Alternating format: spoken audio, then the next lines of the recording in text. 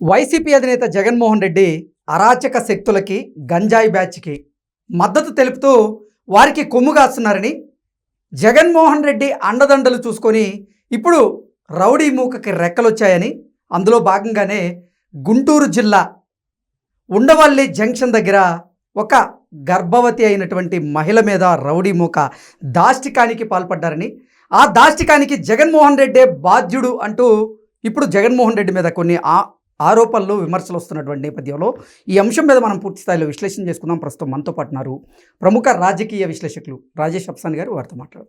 Sir నమస్తే. Sir నమస్కారం.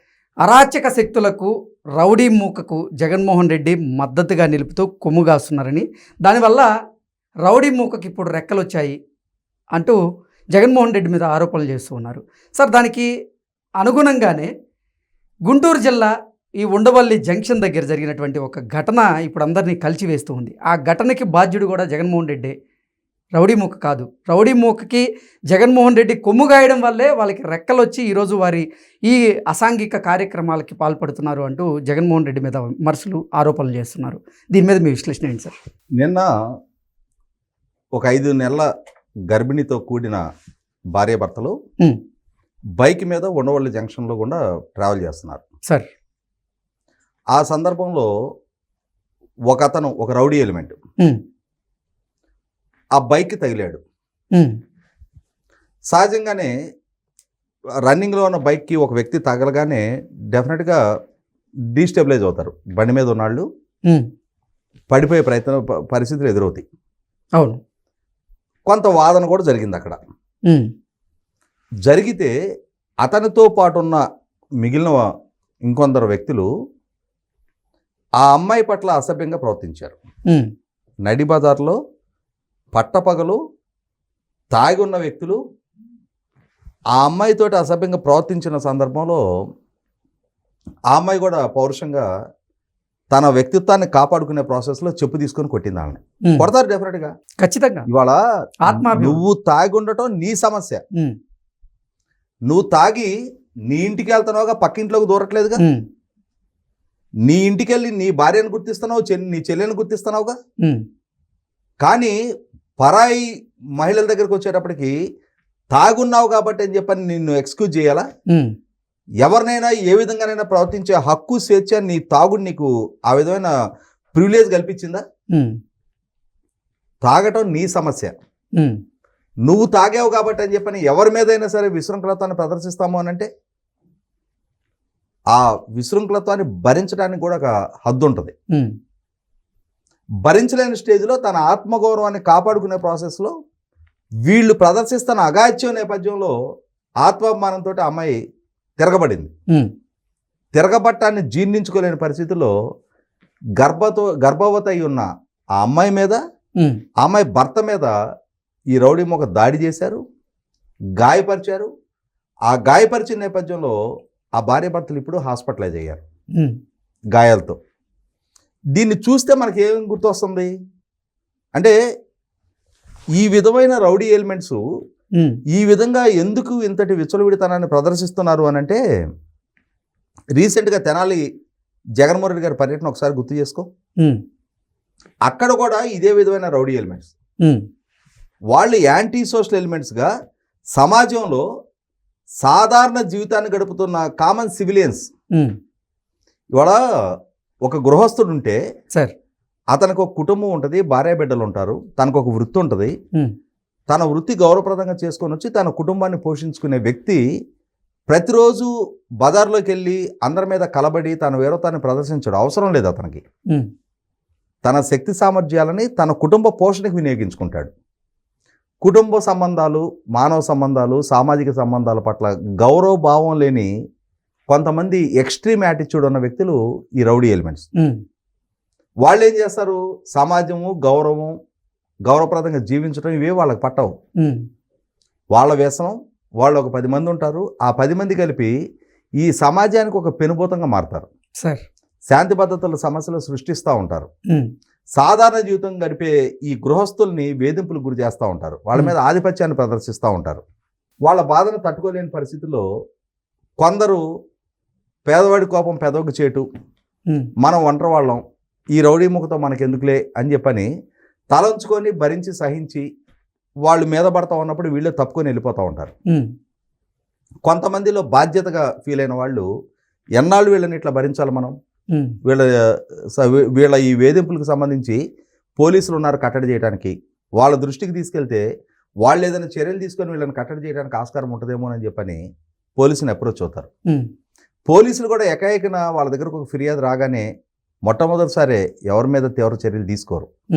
కానీ వీళ్ళు ఒక హ్యాబిచువల్ అఫెండర్స్గా సమాజంలో వీళ్ళ ఈ ఇంటెన్సిటీ పెరిగిపోతుంది అనుకున్నప్పుడు వీళ్ళకి సరైన గుణపాఠం చెప్పి కట్టడి చేస్తే తప్ప వీళ్ళ పీడ ఈ సమాజానికి విరగడ కాదు అనుకున్నప్పుడు పోలీసులు ఒక్కో సందర్భంలో కఠినంగానే వ్యవహరిస్తారు. ఆ కఠినంగా వ్యవహరించే ప్రాసెస్లో సహజంగా ఏముంటుందంటే, వెనకటి రోజుల్లో మేము ఎప్పుడో కాలేజీలో చదివే రోజుల్లో ఒక పోలీస్ స్టేషన్ పరిధిలో ఒక వ్యక్తి మీద 5 కన్నా ఎక్కువ కేసులు నమోదైతే అతని మీద రౌడీ షీట్ ఓపెన్ చేసేవాళ్ళు. అవును. ఒకసారి రౌడీ షీట్ ఓపెన్ అయితే ఎట్లా ఉంటుందంటే, అక్కడ ఏదైనా ఒక కార్యక్రమం పండగల లాంటి కార్యక్రమాలు జరుగుతూ ఉన్నప్పుడు ఈ రౌడీ షీట్ అనేది సమన్ చేసి స్టేషన్కి పిలిపించేవాళ్ళు, బైండ్ ఓవర్ చేసేవాళ్ళు. ఎవరైనా నాయకులు పర్యటన జరుగుతూ ఉన్నప్పుడు, ఒక బంధువులు లాంటి కార్యక్రమాలు జరుగుతూ ఉన్నప్పుడు, ఎలక్షన్ కోడ్ ఆఫ్ కాండక్ట్ అమల్లోకి వస్తూ ఉన్నప్పుడు వీళ్ళందరినీ బైండ్ ఓవర్ చేసేవాళ్ళు. సో దాంతో ఏమవుతుందంటే, ఒకసారి రౌడీ షీట్ అంటూ ఓపెన్ అయితే నిత్యం చట్టానికి లైబుల్గా ఉంటారు. వీళ్ళని కట్టడి చేయడానికి ఒక మార్గంగా దాన్ని ఎంచుకుంటారు. అయినా సరే బరితెగించి ఈ రౌడీజాన్ని కొనసాగించే వ్యక్తులు కొంతమంది ఉంటారు. వాళ్ళని ఏం చేస్తారంటే, వాళ్ళ తీవ్రత, వాళ్ళ యాటిట్యూడు పోలీసులు కూడా కంట్రోల్ చేయడానికి వీలు కాని పరిస్థితులు ఉత్పన్నమైనప్పుడు మనకి హైదరాబాదు లాంటి ప్రాంతంలో ఇక్కడ తడీపార్ అంటారు, ఆంధ్ర ప్రాంతంలో నగర బహిష్కరణ అంటారు. అంటే తడీపార్ అంటే నువ్వు సరిహద్దు దాటెళ్ళు అని. అవును. అక్కడ నగర బహిష్కరణ, నువ్వు ఈ ఊళ్ళో ఉండడానికి ఎలిజిబుల్ కాదు, నువ్వు నెక్స్ట్ 6 months నువ్వు వేరే ఎక్కడన్నా బతుకు. అంటే ఏంటి, ఇక్కడ నీకు ఈ అండదండలు, నీ అంగబలం, నీ స్థానబలంతో నువ్వు ఈ విధంగా రెచ్చిపోతున్నావు. నువ్వు వేరే ప్రాంతంలోకి వెళ్ళి అక్కడ నువ్వు ఒక సివిలియన్గా బతకటం మొదలు పెడితే, మనకు ఒక సామెత ఉంది కదా, ఒక ఊరు కరణం ఇంకొక ఊరికి ఎట్టి అంటారు. వీడి ఈ ఊర్లో రౌడీ, ఇంకొక ఊరికి వెళ్తే అక్కడ ఇంకొకడు ఉంటాడు, అక్కడ స్థానికంగా ఈయన్ని చలామణి కానివాడు అక్కడ. అవును. సో ఒక కామన్ సివిలియన్గా నువ్వు బతకటం మొదలు పెడితే, అక్కడ నీ మీద ఇంకెవడైనా ఆధిపత్యం ప్రదర్శించడం మొదలుపెట్టిన రోజు ఈ ఆధిపత్య ధోరణి వల్ల కామన్ సివిలియన్ ఏ విధమైన పరిస్థితులు, పరిణామాలు ఎదుర్కొంటున్నాడు అనేది నీకు తెలిసి వస్తుంది అనే ఒక సదుద్దేశంతో పోలీసులు ఆ విధమైన చర్యలు తీసుకుంటారు. అంటే ఎండ్ ఆఫ్ ది డే వాళ్ళ లక్ష్యం ఏంటి, సమాజంలో ఈ లా అండ్ ఆర్డర్ సిచ్యుయేషను, ఈ బ్యాలెన్స్ ప్రాపర్గా మెయింటైన్ అవ్వాలి అని చెప్పని. అంతకు మించి ఈ రౌడీ షీటర్లకి పోలీసులకి మధ్య వ్యక్తిగత వైరమే ఉండదు. ఈ సిస్టమ్ని ప్రాపర్గా ఈ డెకోరం మెయింటైన్ చేయాల్సిన బాధ్యత వాళ్ళది. దాన్ని అతిక్రమించే వ్యక్తుల్ని కట్టడి చేసే డ్యూటీ వాళ్ళకి ప్రభుత్వం, సమాజం ఇచ్చింది. ఆ హక్కు సమాజం కల్పించింది. దాన్ని వాళ్ళు ఇంప్లిమెంట్ చేసే ప్రాసెస్లో జగన్మోహన్ రెడ్డి గారు ఈ మధ్యకాలంలో బయలుదేరాడు. అంటే ఎవరైనా ఈ విధమైన రౌడీ ఎలిమెంట్స్ని కట్టడి చేసే ప్రయత్నం చేసిన అధికారులు ఉంటే వాళ్ళని బట్టలు ఓడదీస్తా, మిమ్మల్ని సప్త సముద్రాల అవతల ఈడ్చుకొస్తా, మీ చేత ఈ రౌడీలకు సెల్యూట్ చేపిస్తా అంటున్నాడు. ఈ విధమైన యాటిట్యూడ్ ప్రదర్శించే నాయకుడు పైగా ఏమంటున్నాడు మన తెనాలి పర్యటనలో, ఈ రౌడీ షీటర్లని అమాయకులు, చిన్న పిల్లోళ్ళు అంటున్నాడు. దాంతో వాళ్ళకి, అరే మనం ఇప్పుడు దాకా చేసినవన్నీ ఇంకా చిన్నపిల్లోళ్ళ లక్షణాలేనంట, మనం ఇంకా పెద్ద పెద్దవి చేస్తే కానీ మనం రౌడీలుగా ఎమర్జ్ అవ్వము అని చెప్పని ఇంకా పెద్ద పెద్ద ఘాతకాలు చేయడానికి సిద్ధపడతారు. మరి నిజంగా వీళ్ళు చిన్నపిల్లోళ్ళు అయితే, మరి జగన్మోహన్ రెడ్డి ముఖ్యమంత్రిగా ఉన్న సమయంలోనే వాళ్ళ మీద రౌడీ షీట్ ఓపెన్ అయింది. దానికి ఏం సమాధానం చెప్తారు? అంటే జగన్మోహన్ రెడ్డి గారికి ఫ్యాక్ట్స్తో సంబంధం లేదు. ఆయన ఇష్యూని వక్రీకరించి ప్రజల్లో తప్పుడు సమాచారాన్ని పంపించడం ఆయన లక్ష్యం. ప్రభుత్వానికి వ్యతిరేకంగా ప్రజలలో తనకు అనుకూలమైన అంటే అభిప్రాయాన్ని తనకు అనుకూలంగా మలుచుకోవటం ఆయన లక్ష్యం.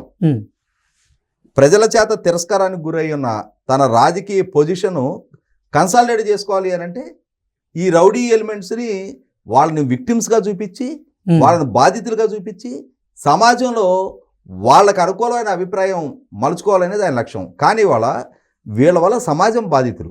ఇప్పుడు దాడికి బాధ్యత ఎవరు వహించాలి సార్? ఇప్పుడు వీళ్ళు 10 మంది, కానీ సమాజం 90 మంది, వాళ్ళు బాధితులు. ప్రతి 100 మందిలో 10 మంది రౌడీలు ఉండరు. ఒక 1000 మందిలో ఒక 4-5 ఉంటారు. అవును. ఇంకా మాట్లాడుకుంటే ఒక 1000 మందికి 2-3 ఉంటారు. ఉమ్, నువ్వు ఈ ఇద్దరు ముగ్గురికి సపోర్ట్గా నిలబడి 1000 మందికి యాంటీ అవుతున్నావు. ఉమ్, ఈ ఇద్దరు ముగ్గురికి నువ్వు అండదండలు అందించి ఉమ్, చట్టం అంటే లెక్క చేయాల్సిన అవసరం లేదు, రేపు ఎప్పుడో మా నాయకుడు వస్తాడు, ఉమ్, రౌడీని కాపాడటానికి పెట్టి పుట్టాడు జగన్మోహన్ రెడ్డి అన్న అభిప్రాయం వీళ్ళలో బలపడతా ఉంది. ఉమ్, మనం ఏ రౌడీజానికి పాల్పడ్డా, ఏ అగత్యాలకు పాల్పడ్డా, ఏ మహిళల మీద దాడి చేసినా, మన వల్ల సమాజం ఎంతగా విరక్తి చెందున్నా సరే మనకండగా నిలబడే నాయకుడు జగన్మోహన్ రెడ్డి ఉన్నాడు అని చెప్పనే ఒక అభిప్రాయం బలపడటంతో ఉమ్, తెనాల్లో ఏం జరిగిందో ఇవాళ జగన్మోహన్ రెడ్డి ఇంటికి కోతవేడి దూరంలో ఉండవల్లిలో నేను అదే జరిగింది. ఉమ్, ఇవాళ అంతిమంగా విక్టిమ్స్ ప్రజలే వాళ్ళ. ఉమ్, ఇదే ఈ యాటిట్యూడ్ ప్రదర్శిస్తున్న వాళ్ళకి అండగా జగన్మోహన్ రెడ్డి ఇలాగే నిలబట్టం మొదలు పెడితే ఎండ్ ఆఫ్ ది డే జరిగేది ఏంటి అంటే ఆ రౌడీల మీద ఎంతటి అసహ్యం సమాజానికి పేరుకుపోతా ఉందో, బలపడతా ఉందో, ఉమ్, అంతటి అసహ్యం వాళ్ళకి అండగా నిలుస్తూ తన రాజకీయ ప్రయోజనాలు నెరవేర్చుకోవాలని చూస్తున్న జగన్మోహన్ రెడ్డి పట్ల కూడా అంతే వ్యతిరేకత, అంతే యావగింపు ప్రజలకి కలగటం ఖాయం. ఉమ్, గత ఎన్నికల్లో 40% ఓట్ బ్యాంక్ అయినా ఆయనకు దక్కింది. ఇదే విధమైన యాటిట్యూడ్ కనపరిస్తే, ఉమ్, ఇదే విధంగా యాంటీ సోషల్ ఎలిమెంట్స్కి అండగా ఆయన నిలబట్టం మొదలు పెడితే వాళ్ళని సమాజం మీద అచ్చోసిన ఆంబోతుల్లాగా వదిలేసి మీ భుజం తట్టి నేనున్నా అని చెప్పిన వాళ్ళని కనుక సమాజం మీద వదిలేయటం మొదలు పెడితే జగన్మోహన్ రెడ్డి చివరికి మొత్తం సమాజం నుంచి తిరస్కారానికి గురై రాబోయే ఎన్నికల నాటికి ఇప్పుడున్న స్థాయి 11 స్థానాలు కూడా దక్కవు. Okay sir, thank you so much.